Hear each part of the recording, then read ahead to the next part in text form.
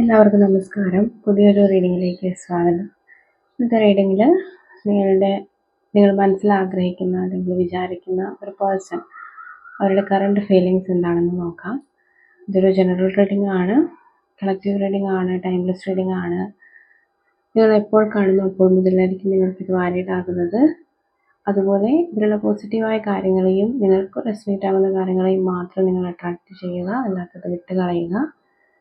നിങ്ങളുടെ പേഴ്സണെ കുറിച്ച് വളരെ പോസിറ്റീവായിട്ട് ചിന്തിക്കുക. അവരുടെ കറണ്ട് എനർജി എന്താണെന്ന് നോക്കാം.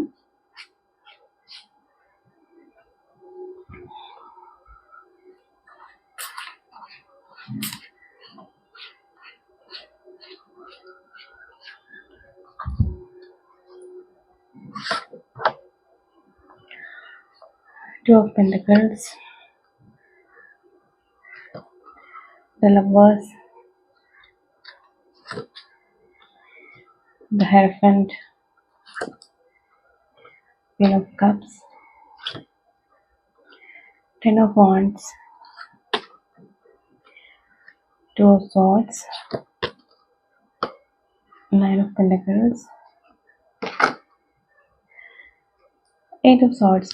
ഇവിടെ അവരുടെ ഒരു കറണ്ട് എനർജി നോക്കുമ്പോൾ അവർ സ്റ്റിൽ ഒരു കൺഫ്യൂഷനിൽ തന്നെ നിൽക്കുന്ന ഒരു എനർജിയാണ്. അവർക്ക് അവരുടെ കാര്യങ്ങളെ ഒന്നും ബാലൻസിലേക്ക് കൊണ്ടുവരാനോ, മേ ബി നിങ്ങൾക്കിടയിലുള്ള ഒരു തേർഡ് പാർട്ടി സിറ്റുവേഷൻ ആണ് ഇവിടെ ഇങ്ങനെ കാണുന്നത് എന്നുണ്ടെങ്കിൽ നിങ്ങളുടെ അടുത്തും അവരുടെ അടുത്തും ഒരുപോലെ അവർക്ക് നിൽക്കേണ്ടി വരുന്ന ഒരു സിറ്റുവേഷൻ ആയിട്ടാണ് കാണുന്നത്.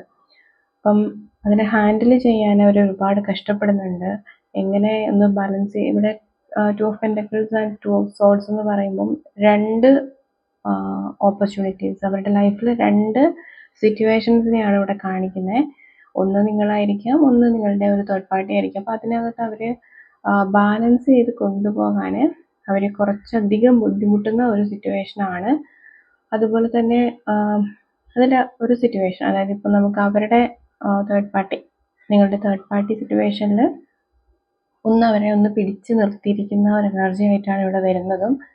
അതിലൊരു ആക്ഷൻ എടുക്കാൻ അവരിപ്പം ഒരു നിസ്സഹായമായ ഒരു അവസ്ഥയിൽ നിൽക്കുന്ന ഒരു സിറ്റുവേഷനാണ്. എന്നാൽ അവർക്ക് ഒരു ഡ്യുവാലിറ്റീൻ്റെ, അതായത് രണ്ട് ചോയ്സ്, ഒരു എല്ലാ കാർഡുകളിലും ആ ഒരു എനർജിയാണ് ഇവിടെ വന്നിരിക്കുന്നത്. അപ്പോൾ ഈ ഒരു ലവേഴ്സ് കാർഡ് ആയാൽ പോലും രണ്ട് റിലേഷൻഷിപ്പ് ആയിട്ടാണ് ഇവിടെ എനിക്ക് ഫീൽ ചെയ്യുന്നത്.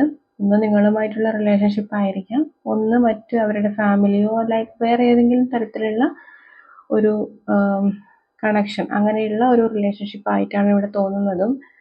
അപ്പോൾ അവർക്ക് ഇതിൽ എങ്ങനെ മാനേജ് ചെയ്യണം അല്ലെങ്കിൽ ഏത് കൊണ്ടുപോകണം എന്നറിയാതെ നിൽക്കുന്ന ഒരു സിറ്റുവേഷനാണ്. ഇവിടെ ക്യൂൻ ഓഫ് കപ്സിൻ്റെ എനർജിയിൽ അവർക്ക് രണ്ടിലൊരാളെ സ്വീകരിക്കാനോ അല്ലെങ്കിൽ രണ്ടുപേരെയും കളയാനോ കഴിയാതെ ഒന്ന് ബുദ്ധിമുട്ടുന്ന ഒരു എനർജി, രണ്ടുപേരോടും ഈക്വലി സ്നേഹമാണ് എന്ന് തന്നെ പറയാൻ പറ്റും. അങ്ങനെയുള്ള ഒരു എനർജിയാണ്.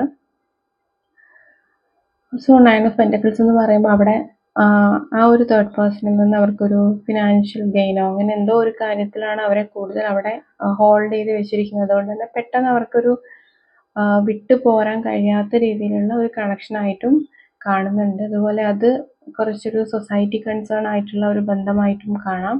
അപ്പോൾ അവർക്ക് അതിൽ നിന്ന് പെട്ടെന്നൊരു മാറ്റമോ അല്ലെങ്കിൽ അങ്ങനെയുള്ള ഒരു ആക്ഷൻ അവിടെ എടുക്കുക എന്നുള്ളത് അവരെ സംബന്ധിച്ചിടത്തോളം ഇപ്പം പോസിബിൾ അല്ല എന്നുള്ള ഒരു കാര്യമാണ്. അതുപോലെ അവർ ഈ ഒരു കാര്യത്തെക്കുറിച്ച്, നിങ്ങളുമായിട്ടുള്ള ഈ ഒരു റിലേഷൻ അല്ലെങ്കിൽ ആ ഒരു വ്യക്തി ഇപ്പം നിൽക്കുന്ന ഈ ഒരു സിറ്റുവേഷനെ കുറിച്ചൊക്കെ ആ ഒരു വ്യക്തി മറ്റുള്ളവരോട് ഡിസ്കസ് ചെയ്യുന്ന അല്ലെങ്കിൽ ഒരു ഒപ്പീനിയൻ വെളിയിൽ നിന്ന് എടുക്കുന്ന, ഇതിനകത്ത് എന്ത് ചെയ്യണം എന്നുള്ള കാര്യത്തെക്കുറിച്ച് ഒരു ഐഡിയ ഇല്ലാതെ നിൽക്കുമ്പോൾ ഒരു ഹെൽപ്പ്, പുറത്തു നിന്നൊരു ഹെൽപ്പ് നോക്കുന്ന ഒരു എനർജിയിലാണ് ആളിപ്പോൾ നിൽക്കുന്നത്.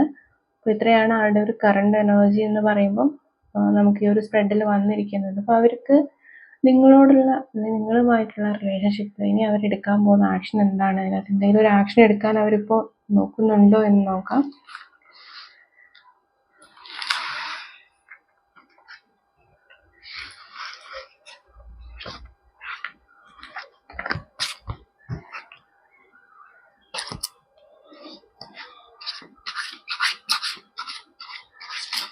ഇതാണ് അവരുടെ അടുത്ത ആക്ഷൻ. നിങ്ങളുമായിട്ടുള്ള ബന്ധത്തിൽ അവരിൽ നിന്ന് എടുക്കുന്നത് എന്തെങ്കിലും ഒരു ആക്ഷൻ വരുന്നുണ്ടോ?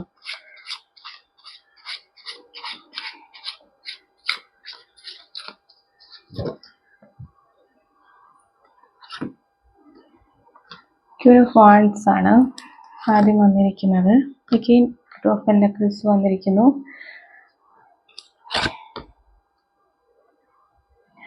Six of Wands റിവേഴ്സ് ആയിട്ടാണ് വന്നിരിക്കുന്നത്. Emperor, again Nine of Pentacles, Ten of Pentacles,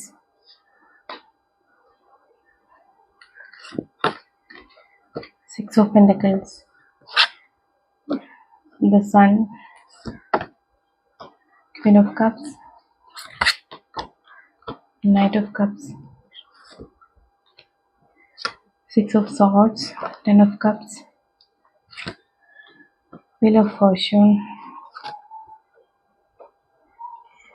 Okay, Devil, Nine of Wands, Queen of Swords. ഇതിനകത്ത് അവരുടെ ആക്ഷൻ എന്തായിരിക്കും എന്നുള്ളൊരു ചോദ്യത്തിന് അവർ ഒരു കൺഫ്യൂസ്ഡ് സ്റ്റേറ്റിൽ തന്നെയാണ് അവർ നിൽക്കുന്നത്. അവർക്കൊരു ആക്ഷൻ എടുക്കുക എന്ന് പറയുന്നത് അവരെ സംബന്ധിച്ചിടത്തോളം, അല്ലെങ്കിൽ ഈ ഒരു സിറ്റുവേഷനിൽ ഇപ്പോൾ അവരെ സംബന്ധിച്ചിടത്തോളം കുറച്ച് ബുദ്ധിമുട്ടുള്ള ഒരു കാര്യം തന്നെയാണ്. എന്നാൽ ഇതിനകത്ത് മാറ്റം തീർച്ചയായിട്ടും വരിക തന്നെ ചെയ്യും. അങ്ങനെയുള്ളൊരു മെസ്സേജാണ് വന്നിരിക്കുന്നത്. വീൽ ഓഫ് ഫോർച്യൂണും സൺ കാർഡും ഇവിടെ ഒരേപോലെ വന്നിട്ടുണ്ട്. ആൻഡ് ഓൾസോ ഇവിടെ ഒരു ഡബിൾ കാർഡും വന്നിരിക്കുന്നു. സോ ഇതിനകത്തൊരു കോഡിപ്പെൻഡൻസി എന്ന് പറയുന്നത് കാണാം. നമ്മൾ നേരത്തെ കണ്ടിരുന്നു അവർക്ക് 2 ചോയ്സുകൾ അവരുടെ മുമ്പിലുണ്ടെന്നുള്ളത്. അപ്പം അതിൽ രണ്ടിൽ ഏതിനെ ചൂസ് ചെയ്യണമെന്നറിയാതെ ബുദ്ധിമുട്ടി നിൽക്കുന്ന ഒരു സിറ്റുവേഷനുമാണ്. അപ്പം അവരുടെ നിങ്ങളുടെ തേർഡ് പാർട്ടി എന്ന് പറയുന്ന ആ ഒരു സിറ്റുവേഷനിൽ ഒരു ഫിനാൻഷ്യൽ ഡിപ്പെൻഡൻസി ഇവിടെ കൂടുതലായിട്ട് എനിക്കിതൊരു ഫാമിലി എനർജി ആയിട്ടാണ് കാണുന്നത്. അപ്പോൾ അവിടെ ഒരു ഫിനാൻഷ്യൽ ഡിപ്പെൻഡൻസി അല്ലെങ്കിൽ ആ ഒരു സിറ്റുവേഷനിൽ കുറച്ച് സാമ്പത്തികമായ ഇടപാടുകളെല്ലാം ഉള്ള ഒരു എനർജി ആയിട്ടാണ് അവിടെ വരുന്നതും. അതുകൊണ്ട് തന്നെ അവർക്ക് അതിൽ നിന്ന് ഈസിലി പെട്ടെന്നൊന്ന് റിമൂവ് ആയി വരാനോ നിങ്ങളുമായിട്ടുള്ള ബന്ധത്തിൽ ഒരു ആക്ഷൻ എടുക്കാനോ കഴിയുന്നില്ല എന്നുള്ള ഒരു എനർജിയാണ് ഇവിടെ കാണുന്നത്.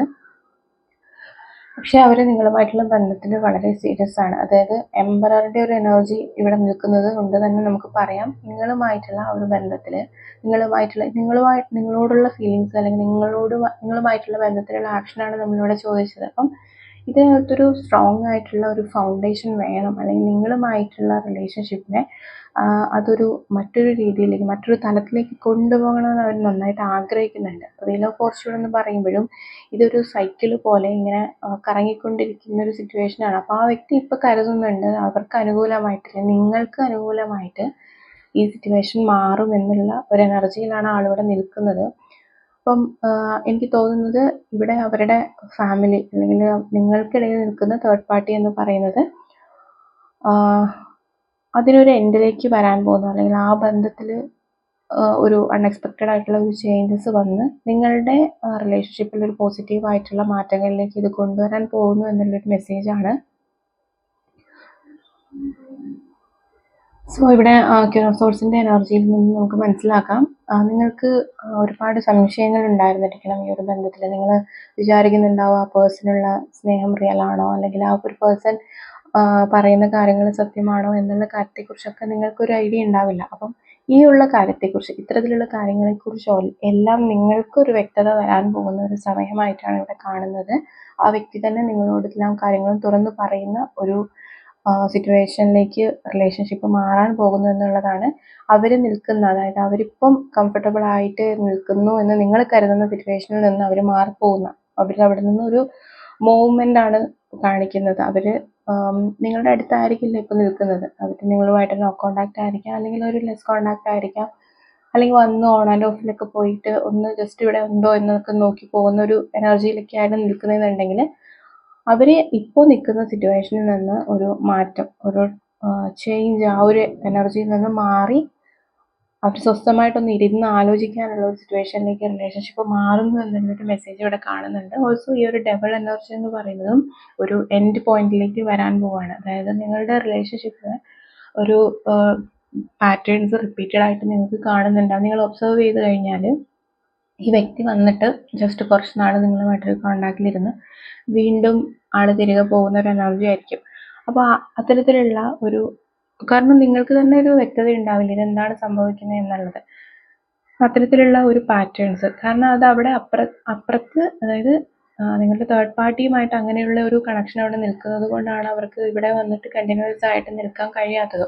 അപ്പോൾ ആ ഒരു പാറ്റേൺ മാറാൻ പോകുന്നു എന്നുള്ളൊരു മെസ്സേജ് ഇവിടെ ഉണ്ട്. കാരണം എംപററിൻ്റെ എനർജിയിലേക്ക് നിങ്ങളുടെ പേഴ്സൺ വരാൻ പോകുന്നു, അല്ലെങ്കിൽ നിങ്ങളുടെ റിലേഷൻഷിപ്പിൻ്റെ ബേസ് ഒരു സ്ട്രോങ് ബേസ് ഉണ്ടാക്കി തന്നെ റിലേഷൻഷിപ്പ് മുന്നോട്ട് പോകണം എന്നുള്ളതാണ് അദ്ദേഹത്തിൻ്റെ ആഗ്രഹം ഇപ്പോൾ നിൽക്കുന്നത്. അതുപോലെ ഒരു വളരെയധികം ഒരു ഡീപ്പ് ഇമോഷണൽ കണക്ഷനാണ് നിങ്ങളുമായിട്ട് ഇപ്പോൾ ഫീൽ ചെയ്യുന്നത്.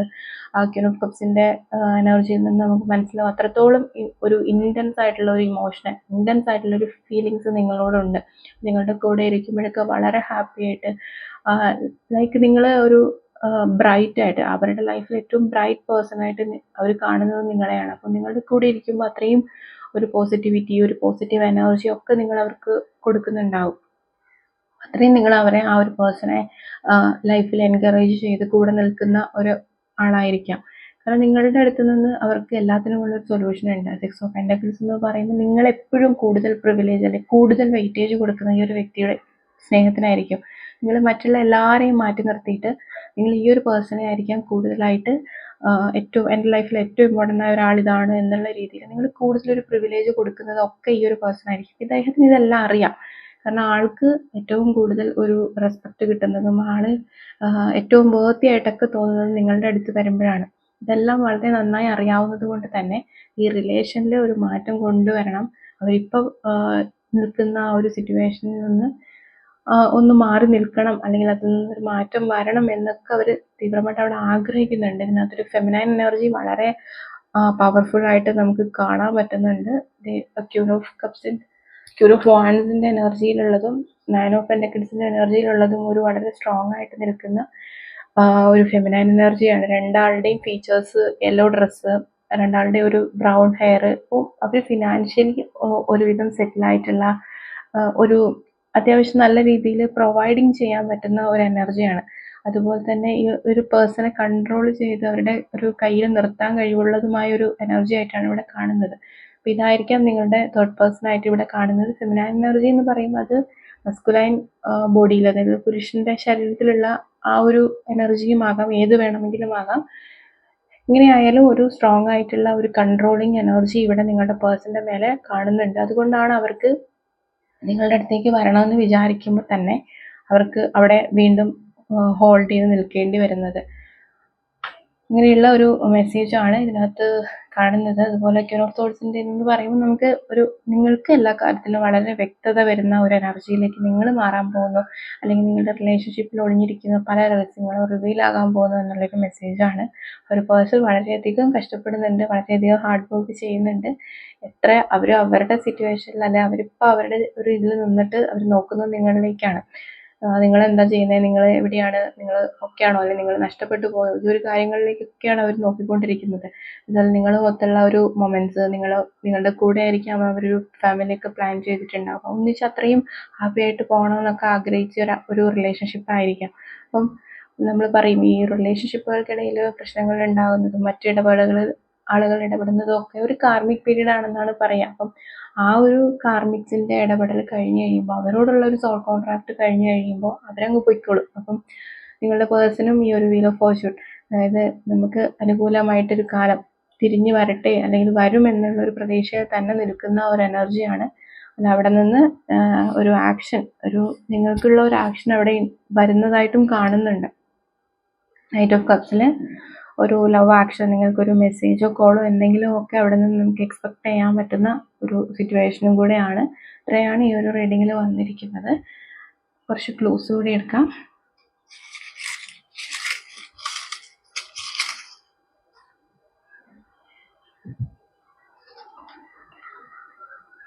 (23/8/1910) Trivandrum, Pathanamthitta. 7 October, May 30, July 1. ഇടവം രാശി 18/5/9/6. കർക്കിടകം രാശി ഇടുക്കി 31. വയനാട് 29/27. കന്നി രാശി നവംബർ. ധനു രാശി കോട്ടയം തൃശ്ശൂർ 20 ഓഗസ്റ്റ് 25-26.